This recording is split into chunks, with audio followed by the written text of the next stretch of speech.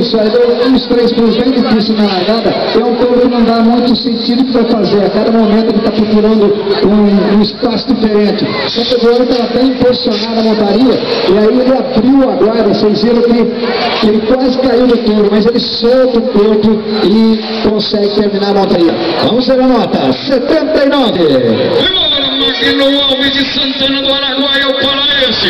Ele vem no Big Ben Garcia Madrugada, campeão em Goiatuba 2008, portão da estão abrindo, viajou boiadeira no João Paulo, vai pra você, capricha menino, Dor Garcia Madrugada e João demais, crítica no segundo andar, pula do solar.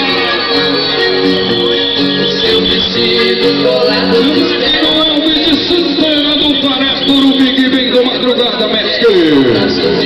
É um touro novo, e eu já vi esse touro pular algumas vezes, ele costuma rodar com 2 pulos, mas às vezes ele sai um pouco perdido, animal novo numa pista grande como essa, às vezes não desempenha bem. Mas o importante do esporte, como eu já disse, é parar. O Magno fez 70 pontos.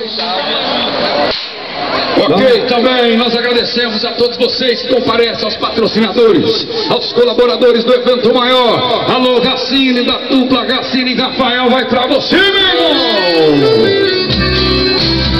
É o sucesso do Goiás! Vou dar tipo!